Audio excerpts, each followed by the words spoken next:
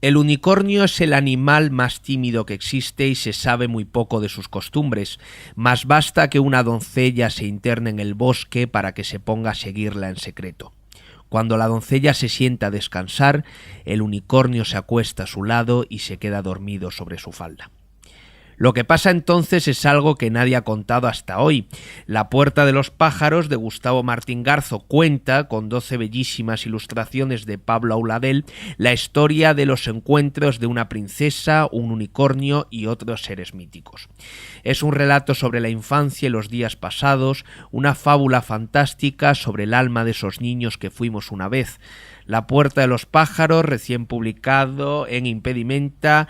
Buenos días, Gustavo, y gracias por venir al plató de Periodista Digital. Muchas gracias. ¿Dónde se encuentra, Gustavo, esta puerta de los pájaros? Bueno, vamos a ver, la puerta de los pájaros, como digo en el epílogo del libro, existe realmente y está en comillas. Entonces se llama la Puerta del Moro y es una puerta que diseñó Gaudí.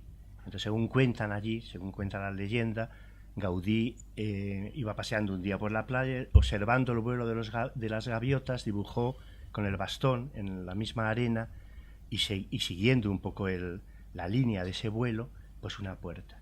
Y entonces esa puerta luego, pues él en una finca que hay allí en comillas, ¿no?, de una persona adinerada, ¿no?, entonces la construyó. Entonces es una puerta muy peculiar, muy hermosa, porque tiene 3 huecos, 3 vanos, ¿no? Uno para los carruajes, más grande, otra puertecita para los peatones, para las personas, y en la parte de arriba una puerta redonda para los pájaros, ¿no? Entonces esa es un poco la singularidad, ¿no? Claro, y esa puerta, pues en fin, es fácil entender el significado simbólico que puede tener, ¿no? Es un poco la puerta que te abre, pues, a ese mundo de la imaginación, a ese mundo de lo invisible, del silencio, de lo que hay más allá de lo que habitualmente podemos ver y palpar, ¿no? Es una novela sobre el fin de la infancia. Sí, en cierta forma sí, es verdad. Es decir, bueno, es una novela muy rilkeana. Es decir, de hecho la novela se abre con un soneto de Rilke dedicado al unicornio, un soneto hermosísimo, ¿no? Y entonces, bueno, Rilke fue yo creo que fue el primero que dijo aquella frase que luego se ha citado incansablemente. De la patria, ¿no? Esto es, acerca de que la verdadera patria del hombre es la infancia, ¿no? Yo sí que lo creo realmente, ¿no? Sí que creo que la infancia es ese territorio mítico, ¿no?, al que no dejamos de volver, ¿no?, que tenemos que abandonar obviamente al crecer, porque nadie puede tratar de permanecer eternamente siendo un niño, ¿no?, pero que inevitablemente queda ahí como recuerdo, como memoria de algo que se ha perdido y que tal vez no se debió perder, ¿no?, y como ejemplo de lo que deberíamos tratar de alcanzar, ¿no?, porque la mirada del niño siempre es una mirada llena de asombro. El niño vive un poco como en el momento del Génesis, es decir, cuando el mundo no se había terminado de crear aún, ¿no? Y en cierta forma participa un poco con sus gestos, con sus conductas, con sus palabras en la creación del mundo, ¿no? El mundo está por hacer, no está definido enteramente, ¿no? Sin embargo, perdón, en la medida en que crecemos y nos hacemos adultos, parece que el mundo se ha terminado, sus contornos están fijos y son inamovibles, ¿no?, esto que llamamos la realidad, ¿no? Y entonces, bueno, no hay nada más que hacer que movernos en ese entorno ya fijo en el que no cabe otra cosa que la que hay, ¿no? Sin embargo, el niño constantemente encuentra salidas, encuentra puertas, está participando en esa creación del mundo, como te decía antes, con su actitud y con sus gestos y con sus juegos, ¿no? Esa mirada singular del niño, esa capacidad que tiene el niño de sorprenderse, de sorpresa, ¿no?, es fundamental para escribir. Yo siempre digo que el escritor es aquel que mantiene viva la mirada del niño, ¿no?, que intenta mantenerla viva, ¿no? Sí, no, desde luego, porque como el mundo del relato, ¿por qué es importante? Es el mundo del símbolo, y el símbolo y el relato es lo abierto frente a lo cerrado, que entonces está ese otro mundo. Vamos a ver, si entendemos un poco como la razón como una casa. Entonces, claro, las casas de antes eran diferentes a los pisos de ahora, ¿no? Estaban llenas de lugares como de tránsito, lugares de misterio. Sí. Estaban los huecos de las escaleras, estaban los desvanes, estaban las bodegas, las antesalas, ¿no?, las antesalas. Sí. Y por no hablar de esas casas que aparecían en las películas aquellas de aventuras o en las novelas, que había resortes, tocabas en un lugar de la pared, ¿no? Y entonces se abría y daba con un pasadizo que te llevaba, digamos, a otro lugar, a otra parte, donde a lo mejor había el laboratorio de un científico loco, en fin, todo este tipo de cosas, ¿no? O las habitaciones selladas de las novelas góticas, ¿no? La habitación de Jane Eyre, donde está la mujer loca, la habitación, el cuarto de Barba Azul, en el que no se puede entrar, las galerías, el fantasma de la ópera. Entonces, bueno, todo ese tipo de historias hablan de ese otro lado, lo que hay más allá, digamos, de la pared. Entonces, la imaginación, al contrario de lo que suele pensar la gente, no es una facultad que nos permita, digamos, abandonar la realidad y sustituirla por algo más complaciente, más hecho a la medida de nuestros deseos, sino que nos permite ver donde antes no veíamos, ¿no? Nos permite encontrar esas puertas que nos comunican con ese otro lado de lo real. O sea, en definitiva, la imaginación no nos arranca de la realidad, sino nos permite adentrarnos de una manera más profunda y decisiva en lo real. Todo esto me lleva a otra cuestión. La Puerta de los Pájaros, lo mismo que otras obras tuyas, representan un mundo que además está completamente definido, un mundo donde la magia, la imaginación, lo simbólico, los pequeños misterios forman parte de ese mundo que tú has ido construyendo, ¿no? ¿Es España un país tristemente realista? Bueno, yo creo que la literatura española ciertamente es una literatura fundamentalmente realista, ¿no? Tal vez hasta, en fin, la segunda mitad del siglo pasado, del siglo XX, ¿no? Donde, en fin, ya la literatura es más diversa y más amplia y se abre hacia territorios nuevos, ¿no? Pero es curioso porque la literatura española, teniendo, digamos, ese momento milagroso que es el momento de Cervantes, la aparición de Cervantes, la aparición del Quijote, sin embargo, normalmente no sigue por ahí, no sigue la línea de la fabulación, ¿no? que de alguna manera, en fin, representa maravillosamente Cervantes, claro, ¿no? Sino que sigue más bien la línea de la novela picaresca. Sí. Entonces, por lo tanto, es un tipo de narrativa muy vinculada, digamos, a la realidad y muchas veces más pedestre, ¿no? Es decir, entonces en ese sentido es una novela que sí, muy realista. Hombre, hay zonas, por ejemplo, todo el norte de España, sobre todo el noroeste, es decir, Galicia en concreto. Galicia es un país muy fabulador, porque de alguna forma recoge toda la herencia céltica, ¿no? Cunqueiro, claro, y fíjate, por ejemplo, tenemos al grandísimo Álvaro Cunqueiro, ¿no? O sea, que hay excepciones y bueno, y yo desde luego me siento más cercano, soy castellano, pero yo creo que tengo alma gallega, ¿no? De alguna forma, ¿no? Pero a veces parece que hay como un prejuicio por parte de los lectores y por parte incluso de la crítica más especializada, la crítica universitaria, la crítica en principio más rigurosa hacia este tipo de literatura más fabuladora, ¿no? Cosa que no ocurre en otros países, como comentabas. Sí, no, desde luego es verdad. Tú eso lo sientes, fíjate en el mundo anglosajón, ¿no? Claro. Es impresionante, ¿no? Toda la herencia, por ejemplo, de los cuentos de hadas, de qué manera tan diferente se viven allí, ¿no? O en el norte de Europa, ¿no? Claro, es verdad que hay un prejuicio respecto a la literatura fantástica, esta literatura un poco que trata de reivindicar un poco la presencia de lo maravilloso, de lo prodigioso, ¿no? C.S. Lewis decía que el celebrar que con el paso del tiempo perdamos el gusto por lo fantástico es lo mismo que alegrarnos de que con el paso del tiempo hayamos perdido parte de nuestro pelo o nuestra dentadura no esté igual, o incluso aquella figura esbelta que tuvimos cuando éramos jóvenes pues ya no sea tan esbelta. Es decir, uno nunca se puede alegrar de lo que pierde. Pues tienes que celebrar lo que ganas, pero no lo que pierdes. Entonces, perder el gusto de lo fantástico para mí es una verdadera tragedia. Porque lo fantástico, como te decía antes, es el mundo de la libertad, ¿no? Y es el mundo de lo simbólico. Y esto yo creo que lo vio muy bien un psicólogo, un psicoanalista como Jung, ¿no? Cuando habló de los arquetipos, ¿no? Él realmente lo que te viene a decir de una manera muy clara es que todo este mundo del mito, el mundo del relato, el mundo de los cuentos, en el fondo no habla de algo exterior, sino que está hablando de nuestro interior, está hablando de lo que somos, de nosotros mismos, está hablando de nuestros sueños, de nuestros anhelos, ¿no? De lo que compartimos con los demás, ¿no? Entonces Jung hablaba del inconsciente colectivo, es decir, más allá de nuestra existencia individual, hay una existencia que compartimos con los otros seres humanos en la medida en que pertenecemos a la misma especie. Y ahí compartimos cosas, compartimos imágenes, compartimos figuras, compartimos anhelos, deseos, sueños, ¿no?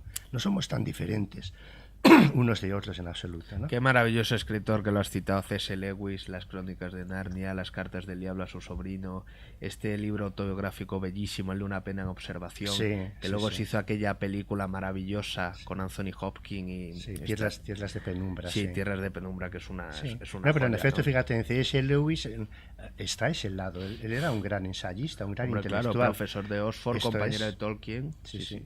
Y sin embargo, pues él tiene libros que participan abiertamente del mundo de lo fantástico, como pasaba con Tolkien, como yo qué sé, como pasaba, por ejemplo, con el mismo Chesterton. Sí. Chesterton es uno de los más grandes defensores de los cuentos maravillosos y de los cuentos de hadas, ¿no?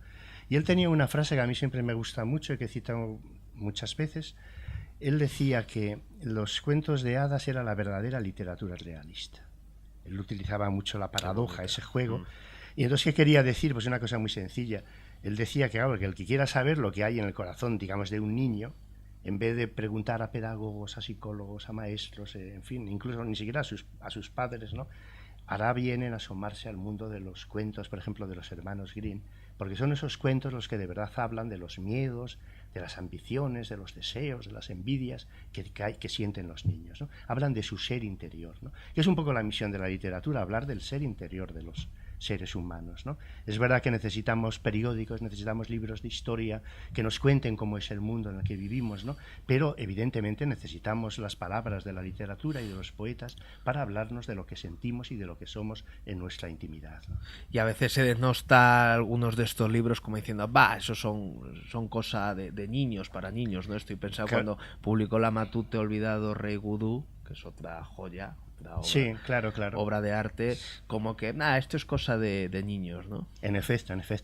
Claro, pasa lo mismo, por ejemplo, con esta novela. Esta novela se centra en la figura del unicornio.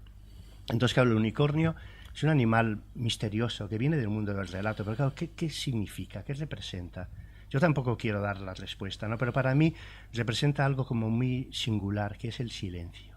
El unicornio es una criatura que vive en el bosque, escondida, de la que no se sabe absolutamente nada. Y lo único que se sabe es que si una doncella entra en el bosque, se sienta en un claro, entonces él se va acercando lentamente y entonces hasta que se arrodilla a su lado y pone la cabeza sobre su regazo, sobre su falda, y se queda dormido. Entonces, pero bueno, nadie sabe lo que pasa entre ellos, ni cuál es la vida de ese animal singular, ¿no? Yo en este libro no he tratado de contar nada acerca del unicornio. El unicornio para mí debe permanecer, digamos, protegido por ese silencio que él mismo simboliza, ¿no? Y claro, todo esto, ¿qué representa? Pues es que habla del silencio, pero es que el silencio está en los momentos esenciales de nuestra vida, si lo pensamos. Por ejemplo, cuando en el momento del amor, cuando contemplamos el rostro amado, evidentemente no permanecemos en silencio mirándole, no sabemos qué decir, ¿no? Tenemos el sentimiento de algo indecible que hay ahí, que no sabemos cómo, ni siquiera necesitamos palabras porque no las encontramos, ¿no? Cuando vemos a un niño dormido, un niño querido que duerme, ¿no?, también nos pide que estemos callados. Cuando nos cruzamos con la mirada con un animal cercano, ese perro que hay a nuestro lado, ¿qué hay en la mirada entre el hombre y el animal? Es decir, es imposible de expresar, ¿no? Cuando alguien querido ha muerto y nos inclinamos sobre él para darle ese último beso en la frente, esa escena también está precedida por el silencio, ¿no? Por no decir todo el mundo del arte, la contemplación de un paisaje, de un cuadro hermoso. Es el silencio siempre el que está ahí, ¿no? Y el unicornio simboliza ese silencio. Hay una cosa de la novela que tiene mucha importancia, y es esa vida secreta y subterránea que todos nosotros llevamos a cuestas y que solo nosotros conocemos, ¿no? Eso está también a lo largo de todo el libro, ¿no?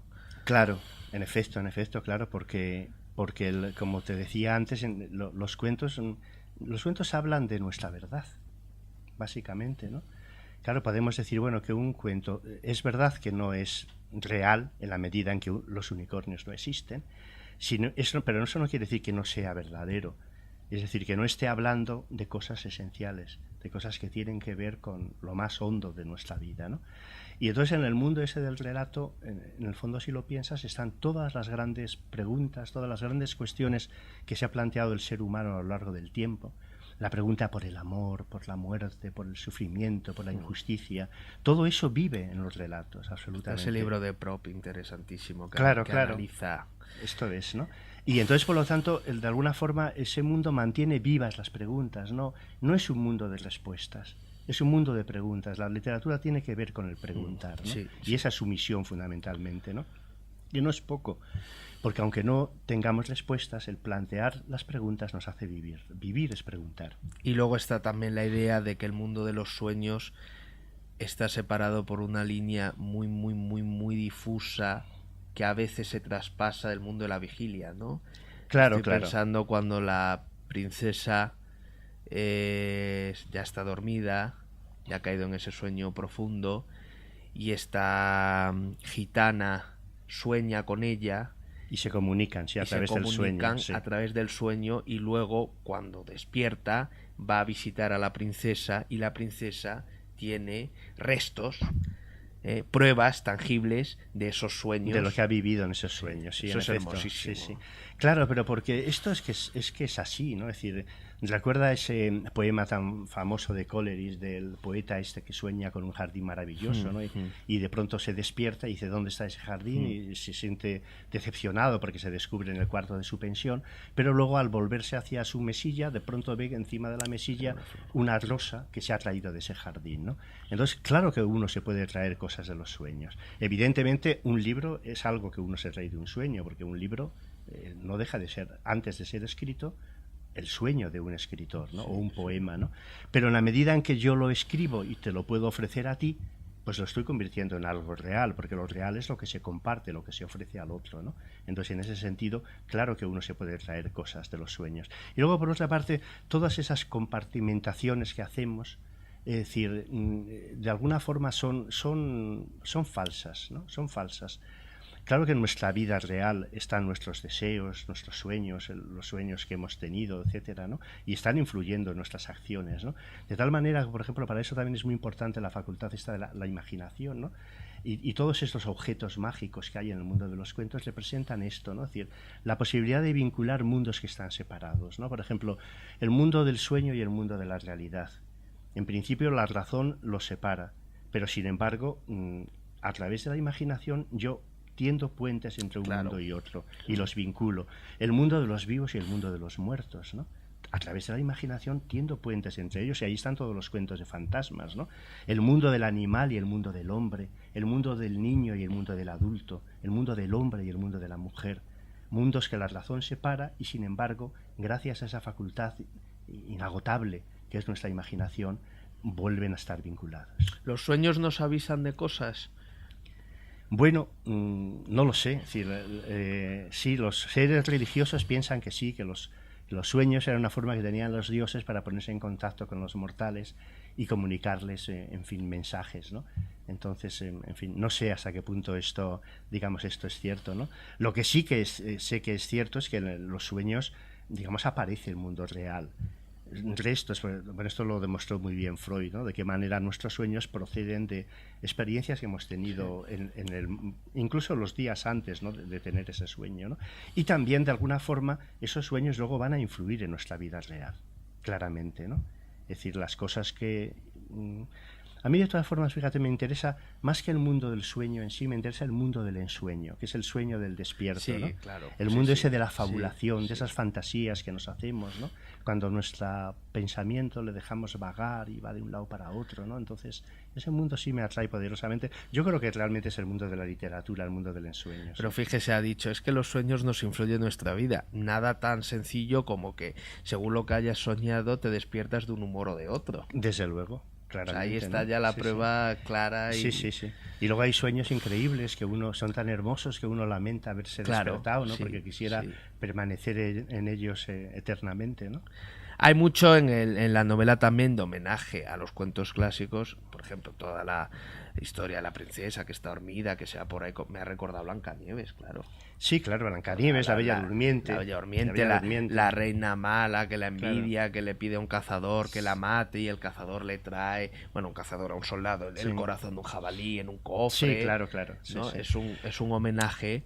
Sí, vamos a ver, son homenajes como un poco algunos son conscientes y otros son inconscientes, porque claro, de alguna forma cuando entras en ese mundo, entras en un mundo que no te pertenece a ti. Es decir, entras en ese mundo de lo que es común a todos los seres humanos. De forma que ahí aparecen cosas que han aparecido en otras historias, contadas por otras personas, obviamente, ¿no? Porque es una especie como de corriente de la que todos bebemos. Todo este mundo, ese mundo del relato, el mundo del mito, es un poco como el humus del bosque del que nos alimentamos, ¿no? Es decir, decía Salvatore Quasimodo, el gran poeta italiano, hablaba de los mitos protectores del pensamiento. Es un poco como decir, primero están los mitos y luego el pensamiento surge de ahí, que es lo que pasa en Platón. En Platón vemos como todo el pensamiento filosófico, la primera filosofía, surge del mundo de los relatos, surge del mundo del mito.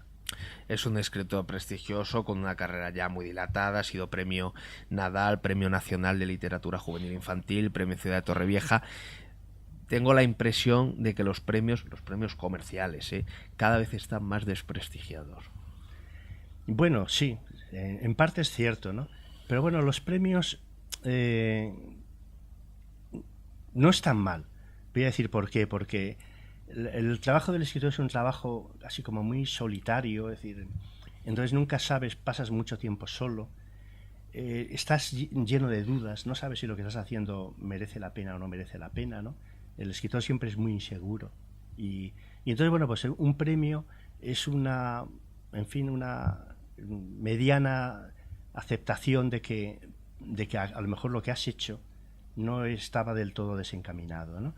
Y entonces en ese sentido es un mínimo reconocimiento, ¿no? Naturalmente no representa nada, porque en el momento en que empiezas un nuevo libro, pues vuelves a tener las mismas dudas, ¿no? Y luego, por otra parte, el premio también ayuda, digamos, a la promoción del libro, porque claro, el libro no podemos olvidarlo, que en el momento que sale de tus manos se transforma en un producto que tiene que ir a un mercado, y para llegar a ese mercado pues tiene que ir acompañado pues de una protección que le haga visible y que permita que llegue a las manos del lector, ¿no?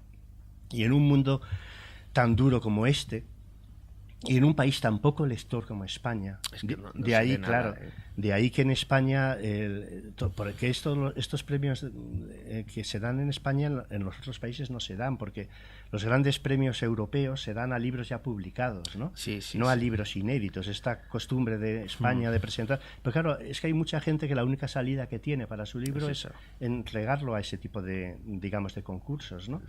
Claro. Y bueno, pues yo qué sé, es una manera de reaccionar frente un poco a la intemperie en el que está el mundo del libro en nuestro país, ¿no? Es importante para la promoción del libro y es importante también para el escritor, porque claro, generalmente estos premios tienen una dotación económica importante y es tiempo para escribir. Esto es. Que es de lo que se trata al final, ¿no? Sí, no, por eso digo, pero bueno, en el fondo, al final el verdadero premio, esto no es, digamos, falsa humildad. No, son los lectores. Eso es el lector, en efecto, es el encontrarse con un lector que de pronto te diga que tu libro le ha conmovido, que de alguna forma a través de la lectura ha hecho suyo ese libro, ¿no? ¿Qué es lo que debe hacer un lector?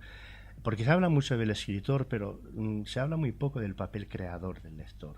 Es decir, un libro es verdad que necesita ser escrito, pero necesita también encontrar un lector para existir como libro, ¿no? Porque si no, el libro no existe. Entonces, porque es el lector el que le hace vivir. En cierta forma, un libro es como una partitura musical, ¿no? Y entonces el lector le presta su propia vida, su sensibilidad, yo qué sé decir. Es como si el cuerpo del lector fuera el instrumento, ¿no?, que hace sonar la música que hay en ese libro, ¿no? ¿En qué anda ahora mismo metido Gustavo Martín Garzó? Bueno, pues estoy, en fin, tengo terminada otra novela, una novela, yo creo que es la más extensa que he escrito, una novela de corte más o menos realista, aunque no, mis novelas realistas son todas falsamente realistas, ¿no? Porque todas conectan de alguna manera con este mundo, ¿no?, con el mundo del relato, ¿no? Y bueno, eso es un poco lo que tengo, ¿no? Y sí, y otro proyecto, pero en fin, no, a los escritores no nos gusta hablar de lo que estamos escribiendo porque tenemos el sentimiento de que a lo mejor lo perdemos, ¿no? Es decir, hay esa especie de superchería, ¿no? La puerta de los pájaros, de Gustavo Martín Garzo, publicado en Impedimenta, una fábula bellísima, muy hermosa, que gustará a cualquier tipo de lector. Muchísimas gracias, Gustavo, ha sido un verdadero placer. Y para mí también, muchas gracias. Y mucha suerte con el libro. Esta tarde se presenta en la librería Alberti a las 7:30, ¿no? Pues sí, no sé si es a las 7:30. Bueno, a las 7 o a las 7:30. Lleguen sí. ustedes a las 7, dan por allí echan por allí un vistazo y mucha suerte. Venga, muchas gracias.